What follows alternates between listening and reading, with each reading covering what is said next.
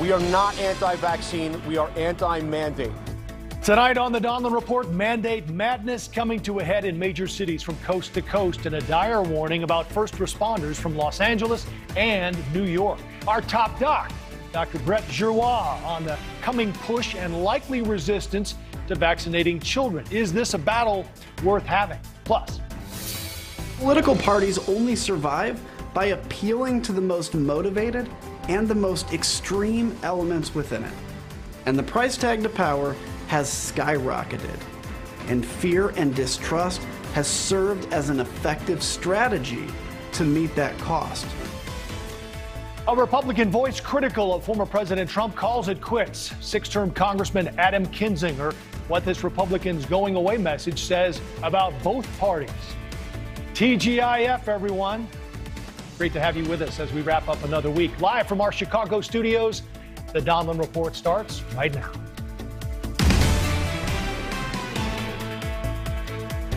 Good evening. Something wicked this way comes. And we're not talking about the famous horror novel or Halloween. It's the idea of a mass exodus of police and firefighters in major cities as vaccine mandates kick in. That is the pulse of America tonight. Take a look at this advisory from the Los Angeles County Sheriff. It's titled ominously, Imminent Threat to Public Safety. It says the mandate is causing a mass exodus within the department, which is an absolutely absurd result. He continues, I have repeatedly stated the dangers to public safety when 20 to 30% of my workforce is no longer available to provide service, and those dangers are quickly becoming a reality. As a result, homicide rates will continue to rise, response times will increase, solve rates will diminish, arrests will decline, patrol services will significantly decline, and patrol stations, he wrapped up, will close. Meantime, in New York, as of exactly 1 hour ago, city workers needed to show proof of vaccination to keep their jobs. You've seen these large protests recently in New York, including this one here just yesterday, and they did continue today. The latest numbers from the Big Apple, 16% of police personnel, 29% of firefighters and EMS workers, that's nearly a third, are unvaccinated. Will they be out of work? Many of them have likely already had COVID. Meantime, the FDNY, the heroes of 9/11, remember, will have to close as many as 20% of its fire companies and have 20% fewer ambulances in service as a result. So have the heroes of last year in this pandemic now become expendable, unemployable? Large numbers of police and firefighters retiring or resigning. Is it more unintended consequences of these mandates? The bottom line, we're going to protect vaccinated workers from unvaccinated coworkers. We're going to reduce the spread of COVID-19 by increasing the share of the workforce that is vaccinated in businesses all across America. We've been patient, but our patience is wearing thin, and your refusal has cost all of us. So in a moment, we'll be speaking with James McCarthy, head of the Firefighters Union in New York. He and the union want more choice. We'll also be joined by retired NYPD detective. He spent 27 years on the force and has a unique explanation as to why New York first responders don't trust the vaccine. There's another potential vaccine battle on the horizon, and our children are on the front line of that. The FDA today authorizing emergency use for the Pfizer vaccine in kids ages 5 to 11. And before a single shot goes into a single arm of an 11-year-old or younger, kids who are 12 and over are already in the middle of their own mandate madness. In Oakland, California, students who are 12 and over and are not vaccinated by next year will be transferred or dropped from public school enrollment. So how did it come to this? And what does it mean for our first responders and those who need them? That's where we start tonight in New York with Lieutenant James McCarthy, the head of the Firefighters Union in New York, and also retired NYPD Homicide Sergeant Bill Cannon. James, let's start with you. If I have the math right here, you could be down more than 3,000 firefighters. Is that right? Well, it's difficult to say. The purview of staffing is on the department. They're going to know how many people we have available, and they're going to know how much, what percentage we're down, and what companies are going to be fully staffed and what companies are going to be closed starting Monday morning.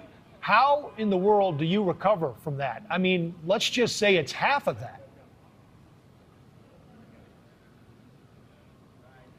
Well, again, we're going to, fire officers and the firefighters are going to show up where they're assigned, fully staff those companies, and every time a call comes in, we're going to do our best to mitigate any of the emergencies that come. Certainly service all the citizens and residents of New York State, New York City. We're going to do the best we can. That's what it comes down to. And again, as we've proven in the past for the 150 years, we're going to go above and beyond the call of duty, no matter what happens. We're going to do the best we can. We're going to work overtime after our second tour is in. According to the department directives, we're going to be ordered to do what needs to be done, and we're going to do the best we can every time we're called. Bill, what's the status? Everything else after that is out of our hands, and it's up to the department to make sure we're staffed. All right. Bill, what's the status of the NYPD, and how is this going to impact the force? Well, I think you're going to see a lot of retirements, guys that have their 20 years in.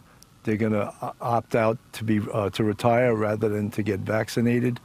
You know, we were told during 9/11, the 20-year anniversary was this year, that the air was safe down at Ground Zero. As a result of that, many members of the service don't trust government to tell them the truth. So many feel that maybe this vaccine isn't safe, and that's why, you know, they could lose as many as 9,000 officers that decide to either resign or to retire. I don't think the city can handle that. Maybe there was a better way of doing this than what they're proposing right now. 9,000? That's what they're saying. As many as 9,000 may opt to retire, resign, or vest. If you don't have your 20 years, you can vest out, and for the credit of years that you have, you don't get your full pension till you reach the 20-year mark. So let me ask you, Bill, then what I asked James then a minute ago. How in the world do you cover the streets of New York down that many officers? It will be virtually impossible. The crime is already up, you know, so minimum manning, they'll not even get close to having minimum manning. And to keep people safe, you need the amount of police officers you already have. They're not up to the numbers they used to have back in the 90s right now, so they're already down. And with crime being up, you know, it'll be a public safety hazard to lose this many officers. James, let me ask you why so many of the firefighters are unvaccinated and why they're hesitant to get it.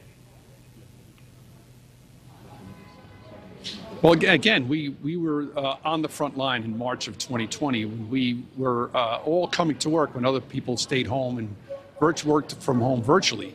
We were here in the firehouses responding to all of these COVID calls and dealing with all the people that had the COVID virus.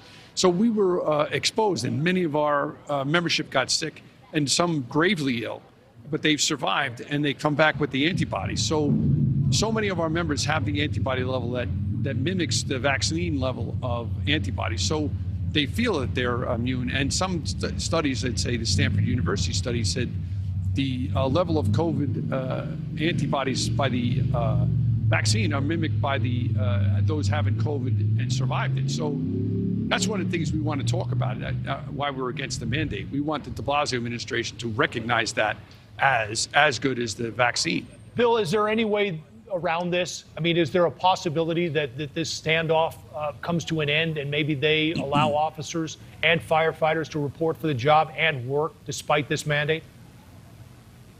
Well, unless a judge gives a restraining order and stops this, it looks like it's going to go into effect Monday, where officers will stop getting paid unless they submit to the vaccine.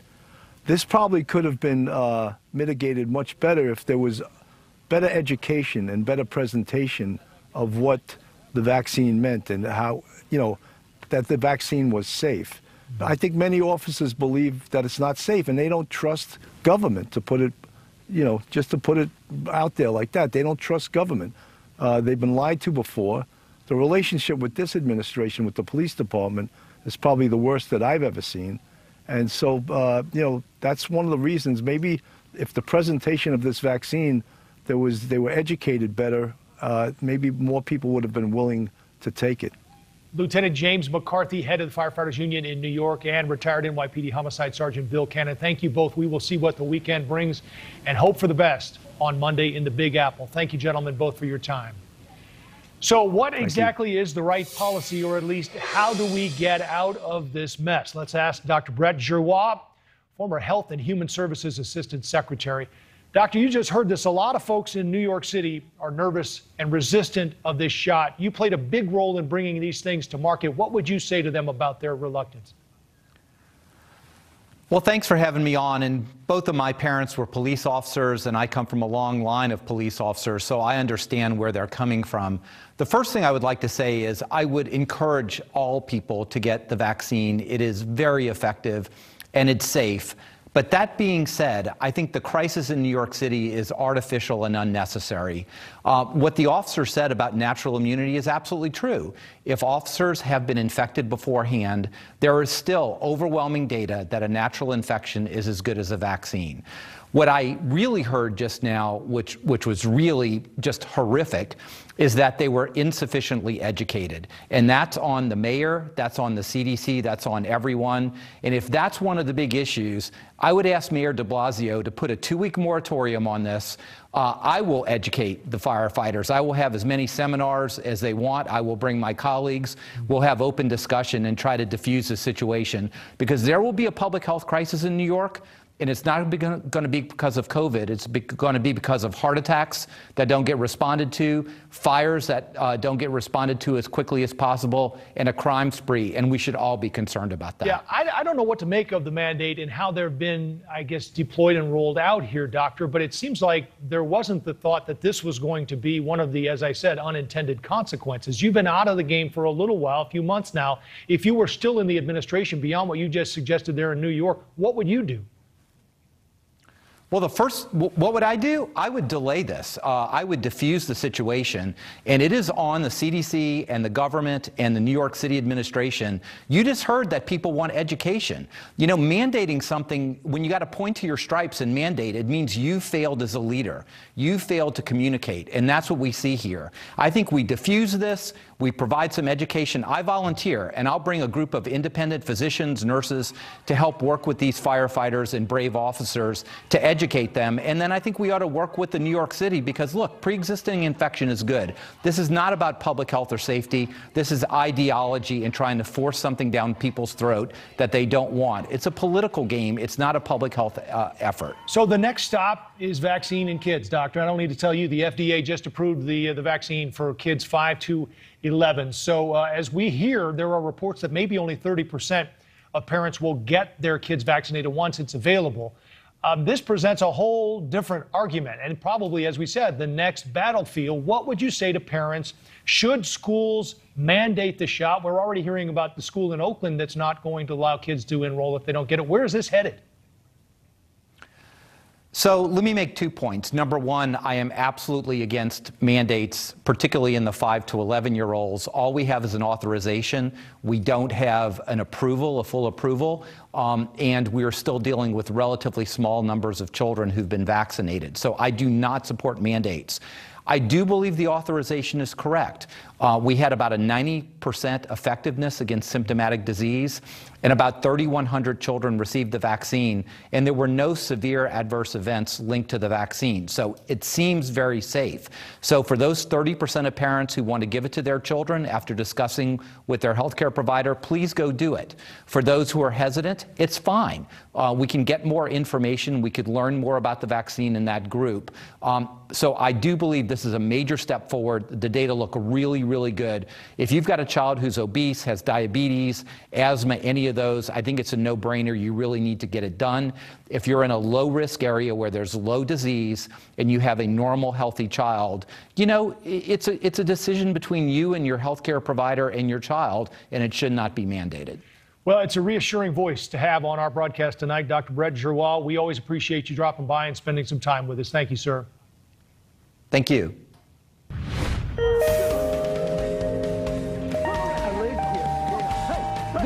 So that was a clip from the short film, These Final Hours. I'm going to speak with director Lionel Coleman up next about using props on set and how real ammo could have made it onto the rust set. We'll talk about that with Lionel ahead.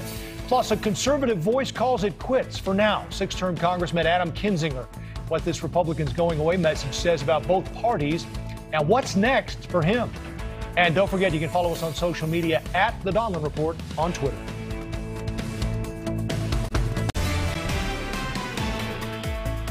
New details emerging in the fatal shooting on the set of the movie Rust involving actor Alec Baldwin. The attorneys for the armorer, Hannah Gutierrez Reed, have released a statement casting blame on the producers, saying Hannah was hired on 2 positions on this film, which made it extremely difficult to focus on her job as an armorer. The whole production set became unsafe due to various factors, including lack of safety meetings. This was not the fault of Hannah. Let's bring in now director, photographer, and full disclosure, a very good personal friend of mine, Lionel Coleman, joins us live from Portland, representing the P there on the hat as well. Lionel, it's great to see you. I have to tell you, when I heard there'd been a shooting on the set and the director of photography had been killed, you were literally the first person I thought of. You've been in that chair. You've been in the director's chair. Is that a scene you would have done? Well, first of all, Joe, I just wanted to say our hearts are broken for the boy who will grow up without his mom, and the husband who will not get a chance to experience the joys of parenting and just experiencing his wife. So back to your question, that particular shot, there's no way that I would have done it.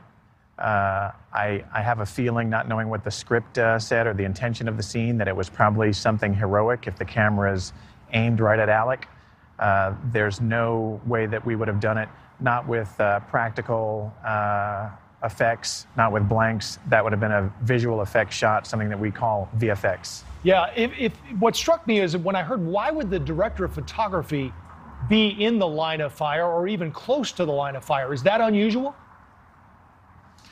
It is a bit, and I'm guessing that this shot that she was framing up was something heroic. Alec was probably going to take out the bad guy or a bad guy with one single shot or series of shots, and the director probably thought it would be dramatic to frame that up in a close-up and have the gun sort of aimed just over camera, and unfortunately that was the result. So the armorer said today, Lionel, that she had no idea how live ammo ended up on the set. You've worked on a number of movies. You've worked on NCIS, New Orleans. What happened, at least as far as you know, that in your experience shouldn't have or is different than what you've seen? Well, I can tell you that anytime there is a weapon on set, that is very, very serious. And all the shows that I've done in which weapons have been introduced, the prop person will come on, he'll announce to the first AD and say this is a cold weapon or a hot weapon. In that case, that's a hot weapon. There's no way that that should have ever been allowed to get into the hands of anyone. Not to mention, the protocol is that when you show up on set and there is a gun scene, the first AD with the armorer, they look at the chamber of that gun. They'll shine a flashlight through it. They'll take out all the bullets. They shake them because there's usually a BB inside, indicating that it's not a live round. You can see that the projectile on that weapon would be a blank. So the last thing that they also do is they'll show the actor as well. So this meeting that goes on, it's a safety meeting. The director's there, the actor's there, the first AD's there, and they go through it ad nauseum to the point where it does take time. And every single take that you do, you redo this safety meeting all over again.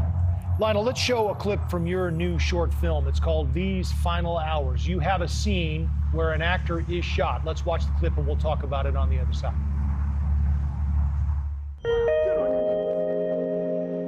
I live here. Hey, look.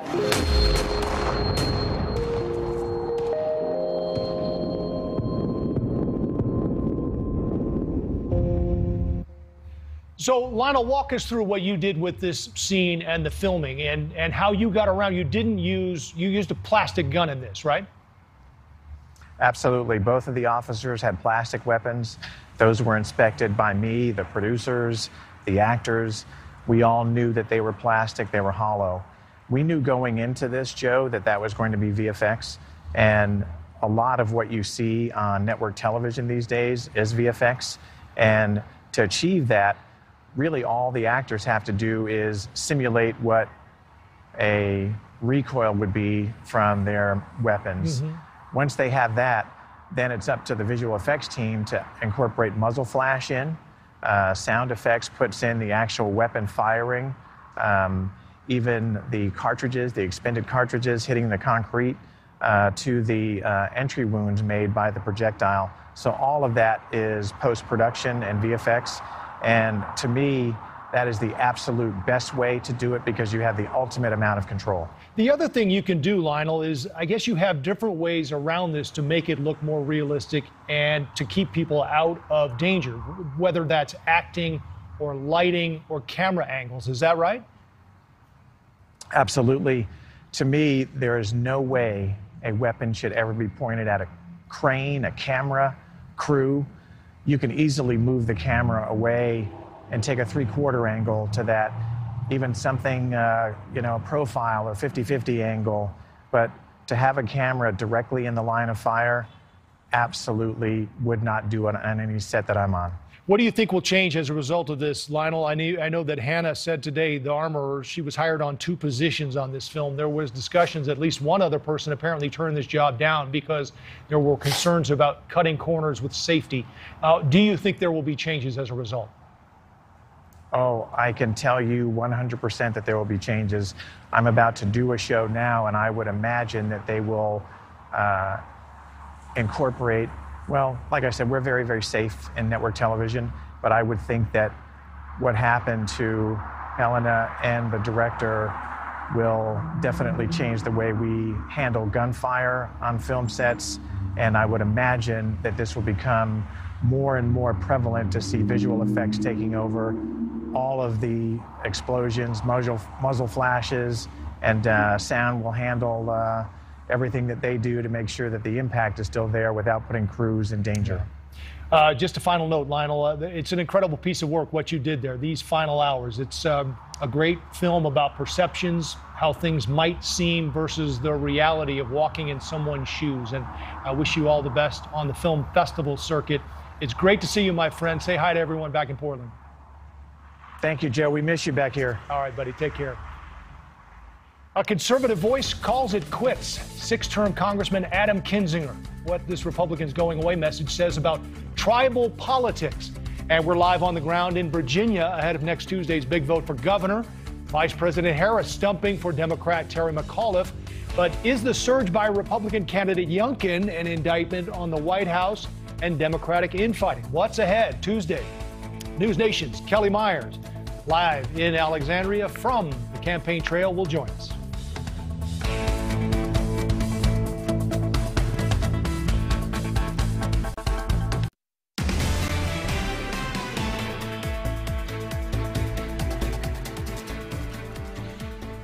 And I told her that we are strong in our beliefs, that though we may be tried and tested, that the American people will always stand for the pillars of our democracy. And we know, as imperfect as we are, as flawed as we may be, one of the strengths of who we are as a nation is we always fight for our ideals. We are a work in progress. There is no question about that.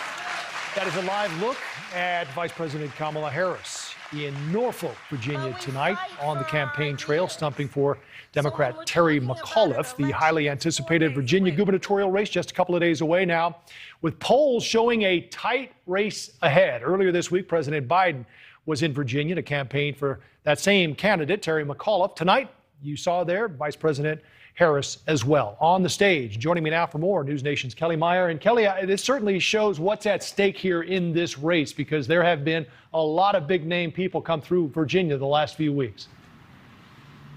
Oh, yeah, absolutely. We were with President Joe Biden on Tuesday, and now as you were watching Vice President Kamala Harris there stomping for McAuliffe, Biden really getting involved in this race. This is seen as a referendum on the Biden administration. It's the first chance voters really have to go out and cast their ballot since the 2020 election and share how they think the Biden administration is doing here. I even heard from Virginia senators saying that if Biden got a deal on his infrastructure agenda, that could impact the vote and the election on Tuesday. We're seeing here that this is also a reflection and an indicator of what's to come in the 2022 midterms. So also having an effect on that. People watching this not only from Virginia, but across the country. We just saw a tweet from President Joe Biden encouraging Virginians to go out and vote. This will come out to turnout here, Joe. Yeah, well, Kelly, what are you hearing about polls? Because they've been sort of all over the board here. And I know there's another new poll out. This one, although from Fox News, shows Youngkin 8 points ahead. What are you hearing on the ground there about that? Yeah, I mean, it was really neck and neck here for a while. But yeah, within the last 24 hours, we are seeing Youngkin pulling ahead here, as you mentioned, by 8 points in some of these polling. And we are seeing that support for him as we followed him on the campaign trail this week. This surge in support may be reflected in some of those polls here. McAuliffe trying to pull ahead here as well. We saw a lot of support for him in areas like this one. We're in Alexandria, Virginia, Northern Virginia area, a Democratic stronghold that McAuliffe hopes to hold on to this Tuesday. So this is, I guess, the second to last day of early voting, Kelly. You said this will come down to turnout. Are you getting any indication from these early voters? Yeah, we saw a lot of people getting out here to vote. This is the second to last day of early voting. We're at an early voting location here in Alexandria, just closing within the last hour. A lot of people coming out here. Some people telling us they haven't seen crowds like this here before. So we are seeing both sides out here, both Republicans and Democrats casting their ballots. For some, they say it's just easier to do it early. For others, they see that the race is getting so close and they want to come out here and support their candidate. There is one more day left in early voting. That's tomorrow. It ends at 5 p.m. So the next chance voters will have is this Tuesday. But this is the longest period of early voting really in the country. It's 6 weeks of early voting here. A lot of people turned out already to vote in person and by mail. But again, we will see how the turnout comes on Tuesday. Yeah, a lot of people watching for sure. Kellie Meyer, thank you very much for the update tonight in Virginia. Now this. Thank you. Government for, of, and by the people always prevails. At this moment, that government is the problem. It has become increasingly obvious to me that as a country, we must unplug from the mistruths we've been fed. I admire those everywhere that put their country above their party. I cannot focus on both a re-election to Congress and a broader fight nationwide. Now is the time for choosing. Now is the time to work together to be part of the solution. That was Republican Representative Adam Kinzinger announcing he does not plan to seek another term representing Illinois in Congress. Kinzinger says this isn't the end of his political future, but rather just the beginning. Joining me now, Washington Post columnist George Will. George, it's great to have you. I'm wondering, how does a guy like Kinzinger, who's arguably one of the more conservatives in the House, pro-life, pro-gun, he's a veteran, a national security hawk, how does he get drummed out? Well, it's very interesting. He used the magic phrase. He said, this is a time for choosing. Reagan Republicans hear that, and they know that that was the title of the 1964 speech given by Ronald Reagan in support of Barry Goldwater that really launched the great career of Ronald Reagan. Kinzinger is in the middle of a vortex of a perfect storm. In the first place, he's in a competitive congressional district. There are very few of those. Probably 80% of congressional districts are really safe seats for whichever party is holding at the time. Second, the Democrats control the legislature in Illinois, and they're going to gerrymander. They're going to draw the districts to favor their candidates. They already did, yeah. Both parties do this. Right. The difference is that the Republicans do it with a kind of zest, and the Democrats do it with a zest, but while asking the Supreme Court to outlaw this, which the Supreme Court has declined to do. Third, And perhaps most important, the congressman has a very angry base. He's in a competitive district and he can't afford to lose much, and he's got at least 40% of his base mad at him because he has exercised independent judgment about Mr. Trump, and that's what makes this so deeply depressing.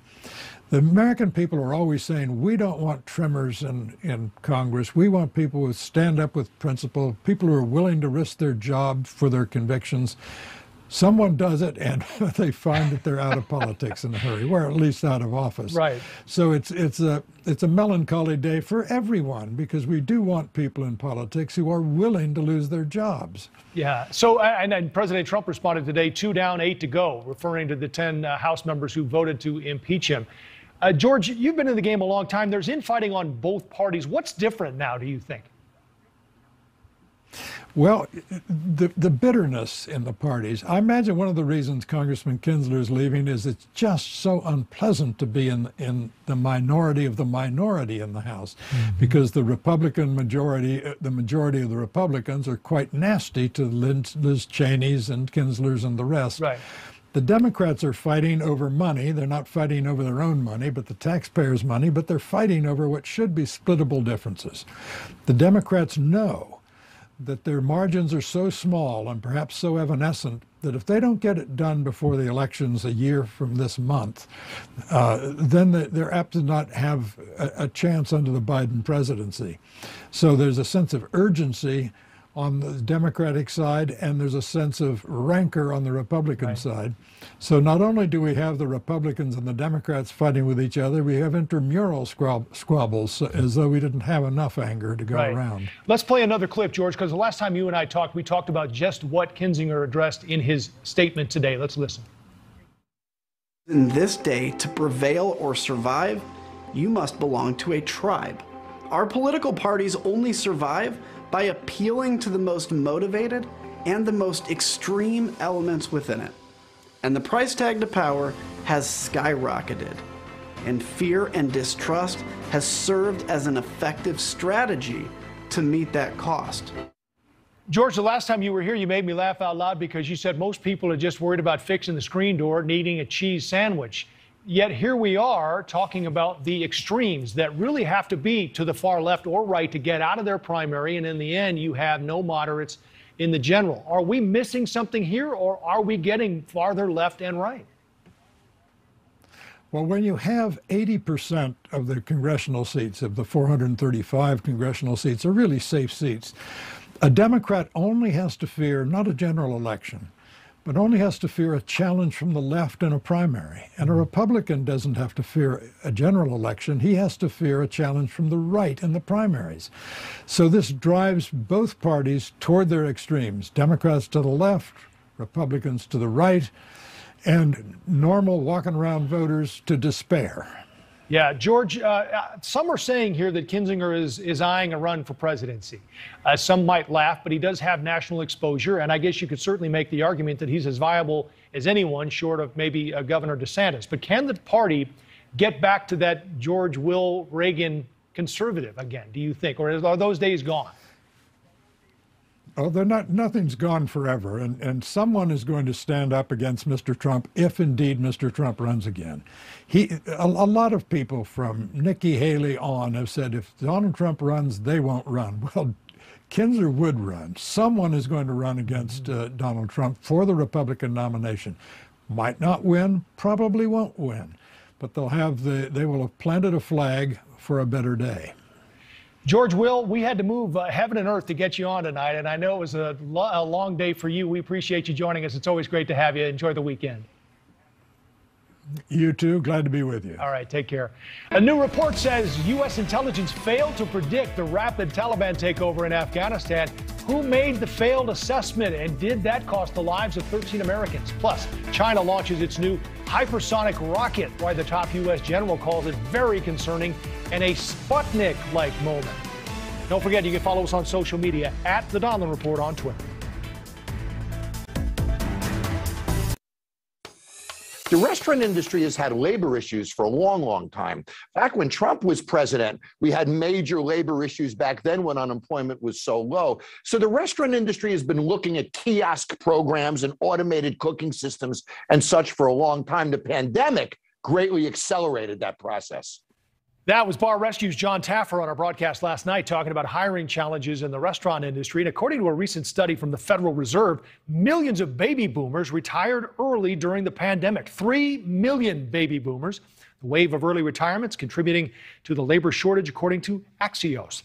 Total number of people who've left the workforce during the pandemic, around 5.25 million. For new parents, the U.S. still at the bottom of the list for paid maternity leave. It was originally in President Biden's spending plan, calling for 12 weeks of paid family leave. Then it was cut to 4 weeks due to West Virginia Senator Joe Manchin's opposition. The U.S., one of 7 countries that does not offer paid leave for new mothers. For comparison, the U.K. leads the world, offering a full year of maternity leave.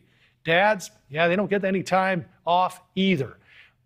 We're going to shift now to our American Snapshot. The New York City Sanitation Department facing major consequences if they don't follow a vaccination mandate set back on October 20th. Mayor Bill de Blasio announcing that all city workers have to get their first dose of the COVID vaccine by today and will be placed on unpaid leave until they show proof of vaccination by November 1st. Due to this mandate, trash collectors are refusing to pick up garbage in Staten Island and parts of Brooklyn. Here's what the mayor had to say about garbage in the streets. This is something that we are not going to let continue. New Yorkers need to know that their city is going to be clean, and they have a right to that. And they have a right to expect that their public employees will do their job for their fellow New Yorkers. We're paying them to do a job. They have to do the job. Under the mayor's mandate, city employees had until 5 o'clock today to get their first shot and collect a $500 bonus as well, or be placed on leave without pay. Enforcement won't begin until Monday. So we will see what the weekend brings for the Big Apple, and that is our American Snapshot tonight. For all of us here at NewsNation, those you see, and especially those you don't behind the scenes, I want to give them a shout out tonight. The crew, the producers, the bookers, the people who work so hard to make it all happen behind the scenes. We appreciate all your work. Have a good night and a great weekend on Balance with Leland Vittert coming up next. Thank you for watching. Click the red subscribe button below so you can get more of NewsNation's fact-driven, unbiased coverage.